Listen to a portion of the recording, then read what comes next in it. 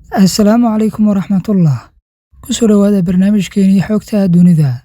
Qodobada aad ku maqli doontaan haddii ay baydmo waxaa ka mid noqon doona wasiirka caafimaadka Tunisia oo shaqada laga ceeriyay kadib COVID-19 darteed. Madaxweynaha Madagaskar oo isku day dil ka badbaaday. Daadad ba'an oo ku dhuftay bartamaha Shiinaha. Dowladda Syria oo duqeysay Idlib. Pakistan oo baaraysa in taleefanka Imraan Khan la jabsaday iyo in kale. Madaxweynaha Madagaskar Andry Rajoelina ayaa ka badbaaday isku day dil oo la doonayay in lagu kharijiyo. Xafiiska dacwadoogaha guud ee Madagaskar ayaa shaaca ka qaaday in madaxweyne Andry uu ka badbaaday isku day dil halka laamaha ammaanka ay bilaabeen olole lagu soo xirxirayo dadkii lagu eedeeyay ama lagu tuhunsan yahay inay howlgalkaasi ku lug lahaayeen. Taasi oo qayb ka ah baaritaan lagu hayo qorshaha lagu baadigoobayo dadkii ka dambeeyay falka lagu dili rabay madaxweyne Rajoelina. Xafiiska dacwadoogaha guud oo war qoraal ah laga soo saaray ayaa lagu sheegay in la xiray tiro ajaanib ah iyo muwaadiniin looga shakisan yahay inay qorsheynayeen dilka madaxweynaha dalka. Sida ku cad cadeymaha aynu hayno, shakhsiyaadka waxay diyaarinayeen qorshe lagu tirtirayo isla markaana lagu takhalusi karo tiro dad ah oo uu ku jiro madaxa dowladda, ayaa lagu yiri bayaan uu soo saaray xiriiryaha guud. Laba Faransiis ah ayaa ka mid ahaa dadkii lagu qabtay dalkani ku yaala badweynta Hindiya Talaadadii la soo dhaafay, taasi oo qayb ka ah baaritaan amni oo gobolkaasi khuseeya. Madagaskar oo ka mid ah jasiiradaha ugu waaweyn adduunka waxay ku taallaa koonfurta fog ee xeebta Afrika, gaar ahaan qaybta galbeed ee badweynta Hindiya. Qowmiyado badan ayaa ku nool halkaasi, haba ugu badnaadaan Malayga iyo Indoneesiyaanka. Sidoo kale halkaa waxaa dega oo ku nool dadka asalkooda ka soo jeeda qaybo ka mid ah Afrika, Faransiiska, Indiya iyo Carabta. Ganacsade Andry Rajoelina wuxuu qabtay xilka madaxweynenimada Janaayo 2019, taasoo soo afjartay 10 sano oo qalalaasa siyaasadeed ah oo bilaabmay markii uu madaxweyne Marc Ravalomanana ka qaaday xilkii caasimadda dalkaasi sanadkii 2019. Muranka u dhexeeya labada mas'uul ayaa soo shaacbaxay sanadkaasi kadib markii madaxweyne Ravalomanana xilka duqa caasimadda Antananarivo ka qaaday Mr. Rajoelina. Wasiirka caafimaadka Tunisia ayaa shaqada laga ceeriyay iyadoo xaaladda COVID-19 ay sare u kacday.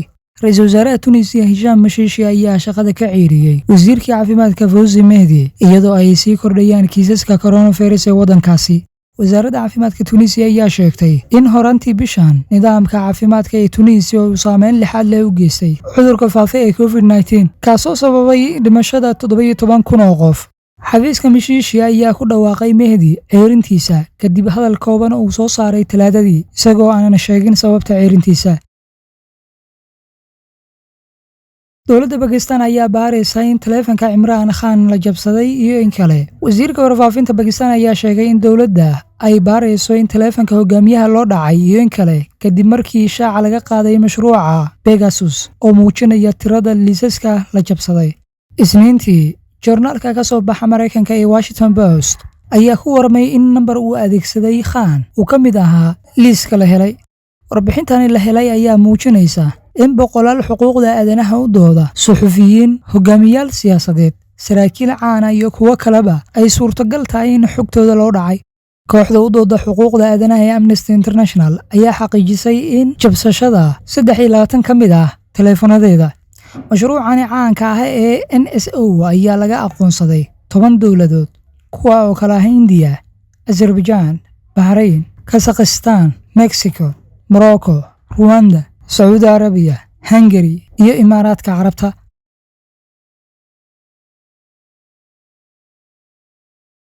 Daadad ba'an ayaa ku dhuftay bartamaha Shiinaha kadib roobab mihigaan ah oo halkaasi ka da'ay.